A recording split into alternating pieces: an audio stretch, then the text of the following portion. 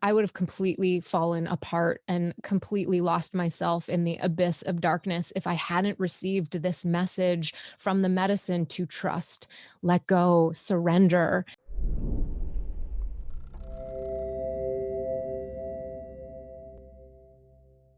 Psychedelics are said to shift our fixed perspectives, giving us a bird's eye view of our own lives and helping to remove the lenses of cultural, religious, and social conditioning through which we are taught to see the world.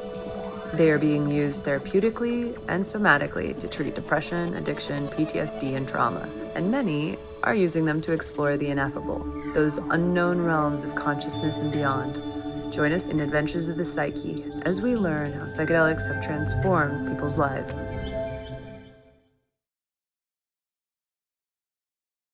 Welcome, friends, to Adventures of the Psyche.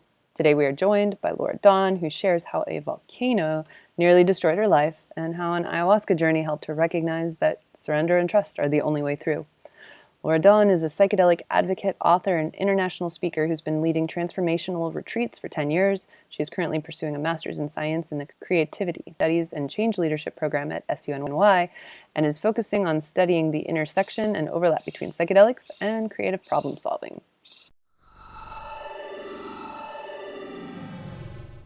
I will never forget the moment that I was standing in the garden on our land, on our 10 acres of land on the big island of Hawaii.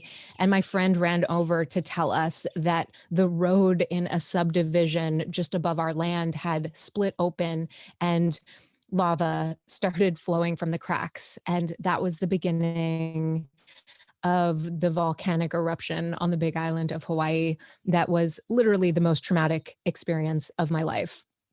And just to set the context here, we had spent years pouring our heart and soul, our blood, sweat, and tears into this land. I received a vision to build a retreat center, a place where transformational healing could transpire. And you know, we had nothing, we had no money, but a vision and a lot of dedication. And when we bought that land, we had to sell everything we owned just to get enough money to put together for the down payment. And it was totally raw land. So we hauled our VW van onto the land and lived on it for almost a year and a half with no running water, no power, no internet, like not even a place to sit up.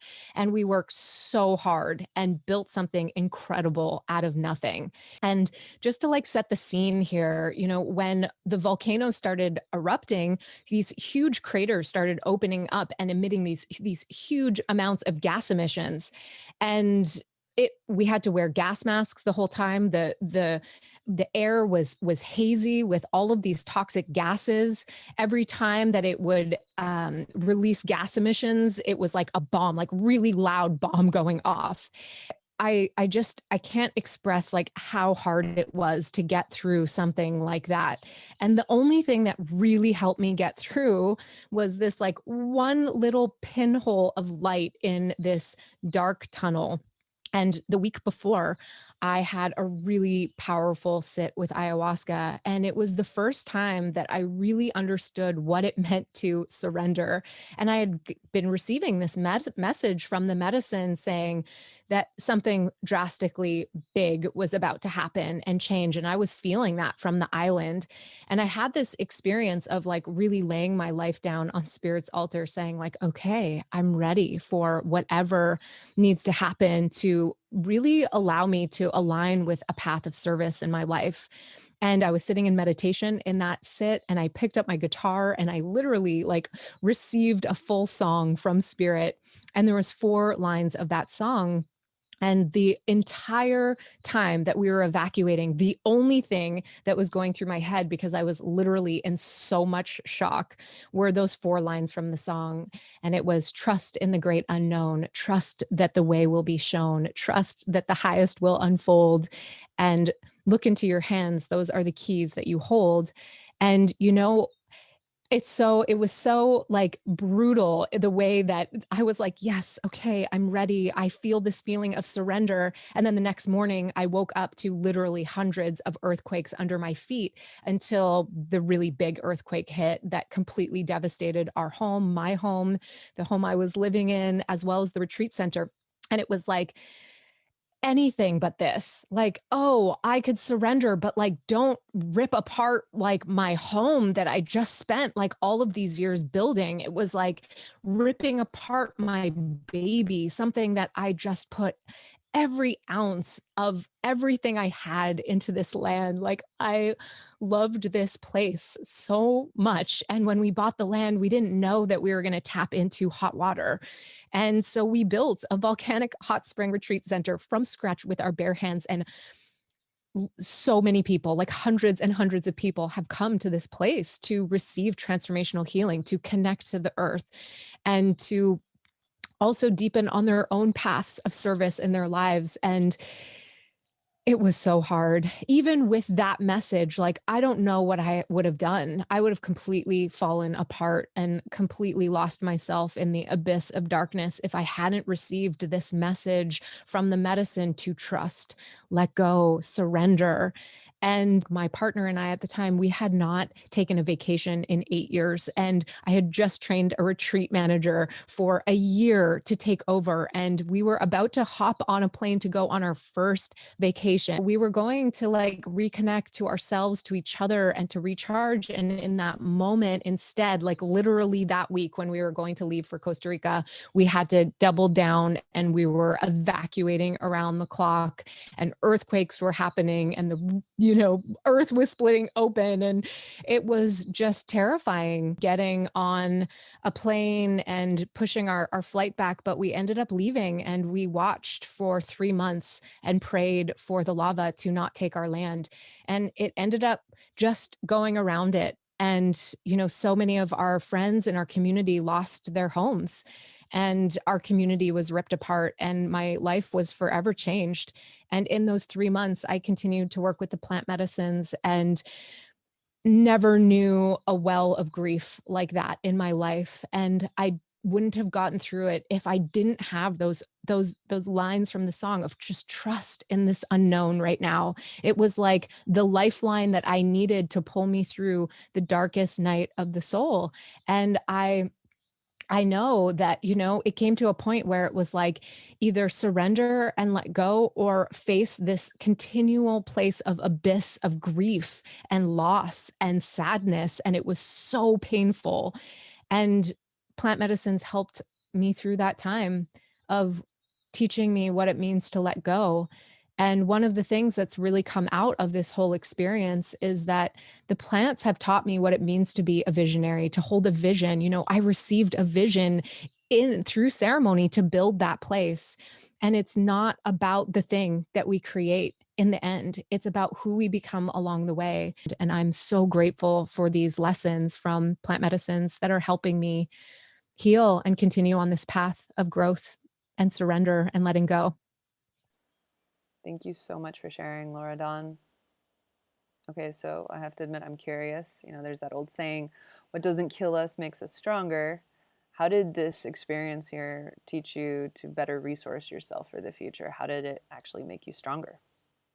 Yeah, I feel like plant medicines are offering us this like advanced training ground of cultivating resilience. And that experience like catapulted me into this cocoon of metamorphosis where I had to let go of who I was in order to step into the person that I'm becoming. And through that experience, I went into the cocoon and I held another vision that was even greater than I ever imagined that I could fulfill. And it was a vision to launch like the biggest retreat of my career.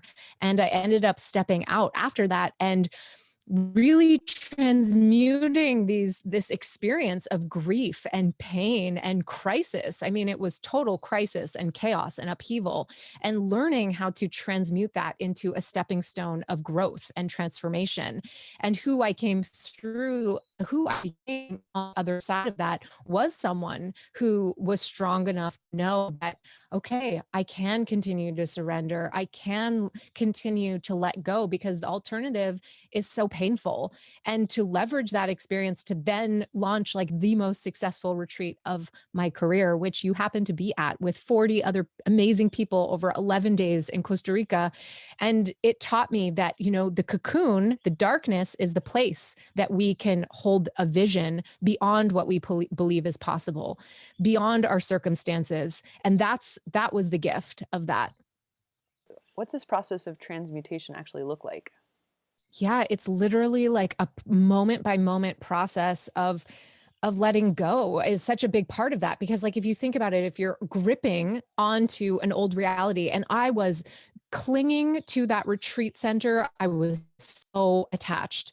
Like my everything, my whole identity construct was wrapped up into that center and that land as who I am. And if I want to step into, being a person who can like up level my life and do bigger things and really influence bigger change, I had to let go of that. And that's a big key of the transmutation, of letting go of those places of attachment so that I can not cling with a closed fist, but open my hands to receive more in my life and channel that through me and hold this vision. Like when you hold a vision in your mind, you have to become the person that can, when I was holding this vision for the retreat, I literally physiologically had to become the person who could step out and lead the retreat of my dreams. And that's the training ground. So that when we go through the cocoon of metamorphosis, we're going through like biological transmutation as well. Nervous system upgrade, mental upgrade, biological upgrade. That has to happen for us to align with the visions that already expand the boundaries of what we believe is possible. So we could say that what happened actually set you up so that you could do what you're doing now. Yeah, that was the letting go of the retreat was really the opening for me to come out of the psychedelic closet. That was what happened that allowed me to then become public about how much psychedelics have helped me heal from depression, from addiction. One LSD journey, I completely kicked a cocaine addiction in one night from LSD and never touched cocaine ever again. That's worth sharing. That's a story worth sharing. And I knew that the cultural stigma was starting to shift around psychedelics. And because I felt like I had nothing to lose anymore, that was the time to share my experiences with psychedelics more publicly. Great. Thank you so much for joining us, Laura Dawn. Thank you for having me.